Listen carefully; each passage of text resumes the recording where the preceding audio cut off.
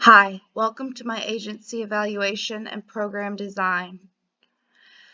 This program is made for caregivers of children with traumatic experiences who greatly need the psychoeducation and trauma-informed training to increase competency and decrease placement disruptions, dissolutions, and overall discord. The program combines psychoeducation and practical applications to give caregivers the knowledge and tools needed to address the unique issues related to caring for a traumatized child. First up is the agency evaluation. As you enter this building, you're greeted by a modern and comforting waiting area with a variety of snacks available. There are 6 counseling offices off of the main area, designed similarly and organized to create a sense of unity while maintaining the warm, unique feel. The offices are shared by the counselors based on the schedule, and clientele varies from day to day.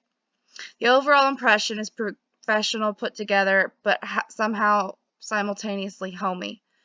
They don't use any additional materials for intervention activities, although some may ask for a client to complete homework to supplement counseling sessions. Scheduling and intake interviews are done by phone. They are currently headed by an LCSW and include LPCs and LCSWs as the counselors. There are 6 full-time staff counselors and 2 counselors who rent and sublet office space. Hours for the counselors are flexible, but the staff meetings are weekly. They require that incoming counselors offer some weekend or evening availability to best meet their client schedules. Networking and community outreach are extremely important for the organization, and they are encouraged to advertise themselves and the agency in a variety of venues. There are specific counselors targeting LGBTQ counseling, family counseling, pregnancy, miscarriage, and postpartum counseling, couples counseling, children's counseling, eating disorder counseling. There's no specific family counselor groups for my target population area regarding developmental trauma or groups for adult trauma at all, but they do offer family counseling and want to expand their clientele base. The offer for professional development is greatly varied, including CEUs, study groups for licensure exams, credentialing, supervision, consultation, and subleasing.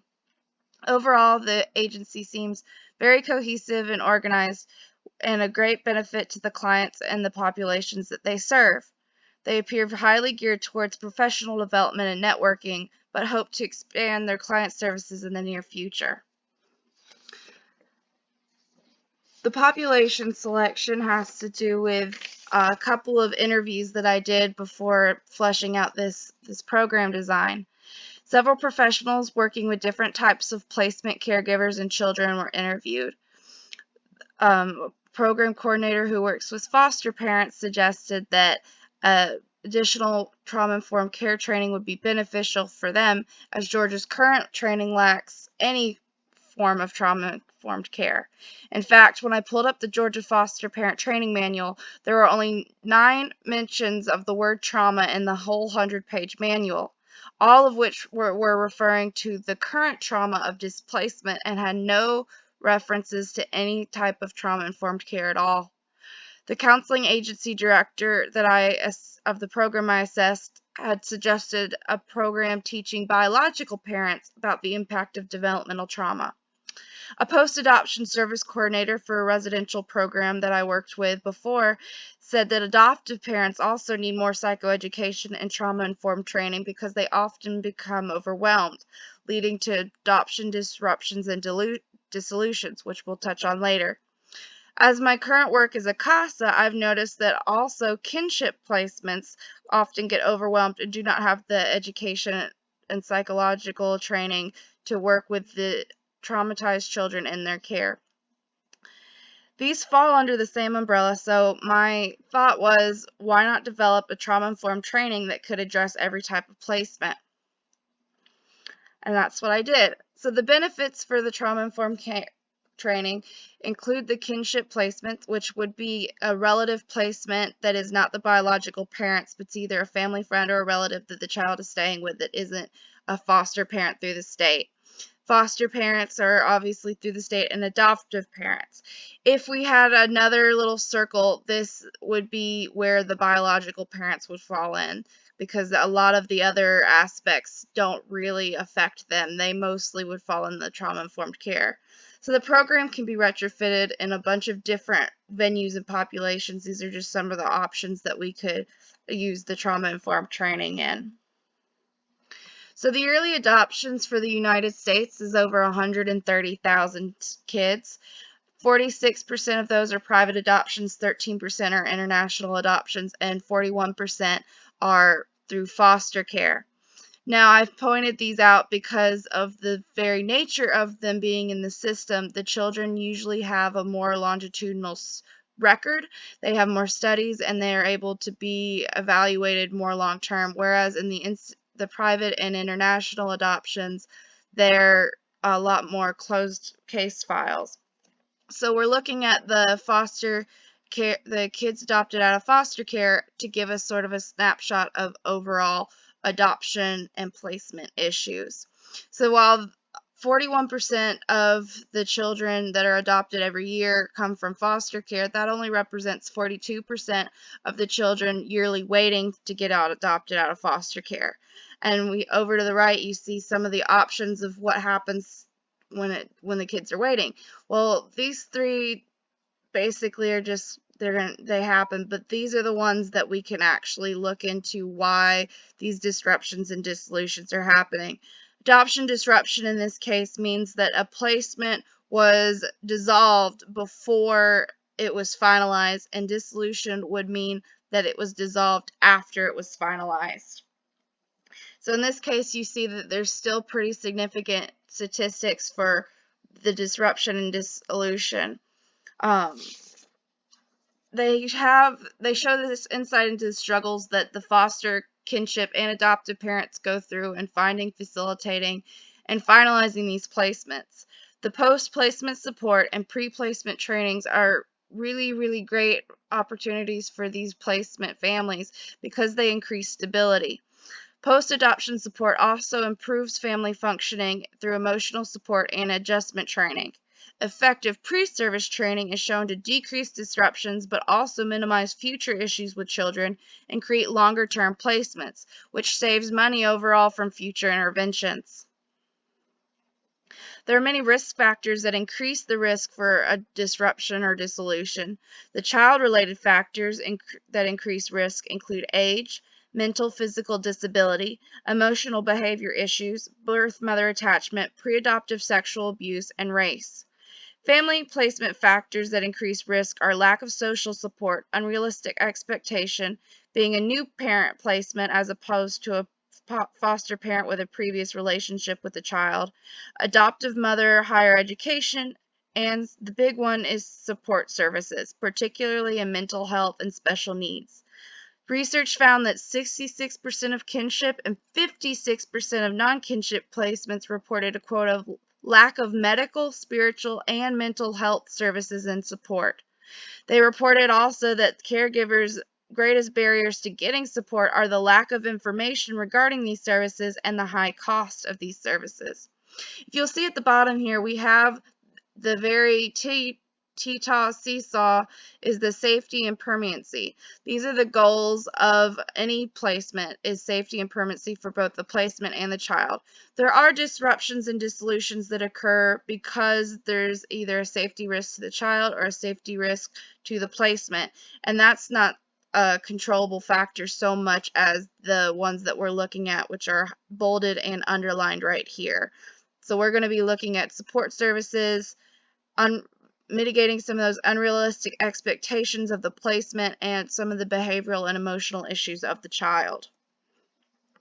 So as I said, this has a lot of possibilities for different populations used. To kind of give a snapshot of what this would look like in a practical application sense, I've narrowed it down from all the way from just the broad spectrum of fostering and adoption all the way down to specifically adoptive parents through foster care, since that is the population that has the most research through them. And if you'll see over here, these specific services that we're going to be looking at are going to be the trauma-informed training, skills for application, and family-specific services of attachment. It focuses the potential and current adoptive foster parents and recreational building with the children. These will be parents that will either be in the process of having a placement or have recently had a placement. And the most that people would get out of this would be children that have had developmental trauma, abuse, or neglect pre-placement. And because most children themselves have experienced a displacement from their birth home, which qualifies as a trauma itself, nearly all children that are potentially placed have experienced at least one form of trauma. So the focus will be the psychoeducation and the trauma-informed training and with the practical applications. So program design. This is designed for post-placement support and pre-placement training, and it can easily be adapted to different aspects and populations. The future design could be used to include multicultural psychoeducation specific to different transracial placements and training specific to adoptive, biological, and foster kinship placements. Mitigating these risk factors for children and families for placement discord, disruption, and dissolution are universal to the efforts described in this program. Further efforts can focus on specific issues within each of these populations, and they can only add to the training information for caregivers, placements, social workers, and even professional counselors. Identifying specific needs of this population, we want to decrease parental stress and anxiety regarding their child and increase attachment between the child and the caregiver. By the end of the program, parents should be able to understand the extensive effects of developmental trauma as it pertains to their child and identify specific maladaptive coping mechanisms that the child has developed. They should also be able to understand resiliency factors and be able to practice skills and activities that will help foster attachment and resiliency for both themselves and their child. The program is designed for education and to alleviate feelings of guilt, anxiety, and helplessness common in placement caregivers working with traumatized children. Pre- and post-test surveys and assessments will be used to measure perceived competency, anxiety, and knowledge regarding their child's developmental trauma and their own self-confidence. This is adapted from the Caring for Children Who Have Experienced Trauma Resource Parent Survey. The Adult Attachment Questionnaire is also a useful resource for determining attachment levels between parent and child. As you can see, again, we've had these breakdown of the family, the parent, and the child-focused areas. We will be looking mostly at the parent psychoeducation and the family aspect, but the parent being a caregiver is also required to kind of understand what the needs and basis for the child are. Part of this is identifying the risk factors that can come from discussing things with the caregiver or an agency and working through kind of those things that we talked about, if there's anything that can be mitigated regarding a risk factor for displacement, discord, or dissolution. The program focuses on 3 major themes. Like I said, the focus of trauma-informed care, recognizing the symptoms as adaptive coping strategies and not pathologies is a major aspect of trauma-informed care. This quote up here kind of describes that, where it is this idea that the behaviors that the children are exhibiting are often survival skills and survival mechanisms, and seeing things through that mindset helps a lot of times caregivers be more patient and more understanding as they're trying to replace those maladaptive coping strategies with surviving strategies with skills, support, and resiliency.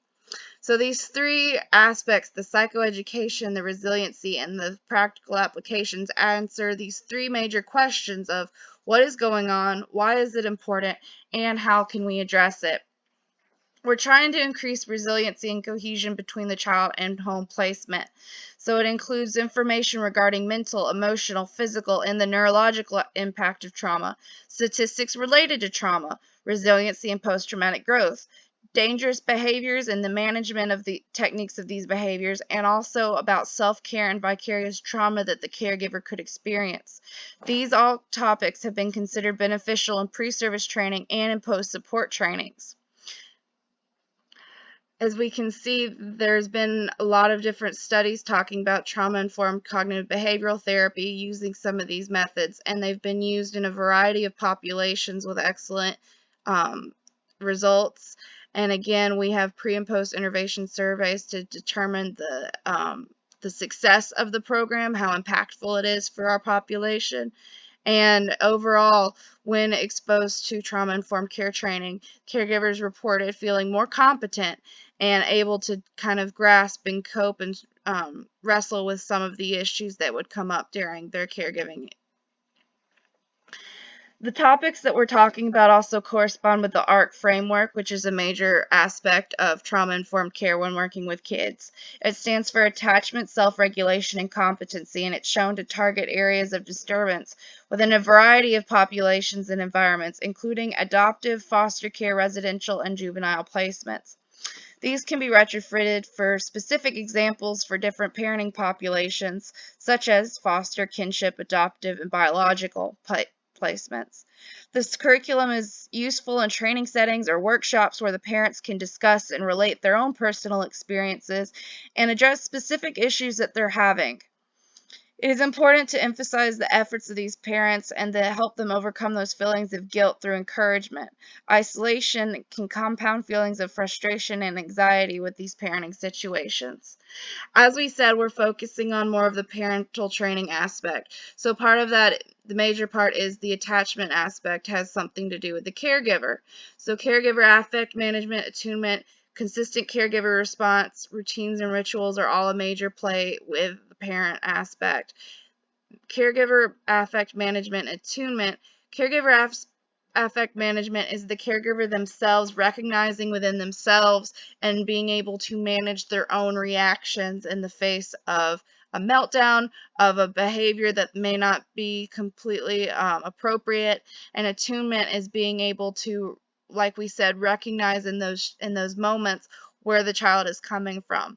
Consistent caregiver response and routines and rituals is something that we kind of overlook um, and minimize, but for children that are coming out of traumatic situations, being able to have a predictable response is a very, very important part of self-regulating, which goes into these two. These are the ones that the parents need to be aware of and need to be educated about so that they can go and help the child work through the affect identification, modulation, and expression, which are all things that as children in non-traumatic homes are often modeled from our caregivers and our parents naturally. And so whenever that's not available for in an abusive or a traumatic or neglectful household, it's needed to be more explicitly explained and worked through at an older age.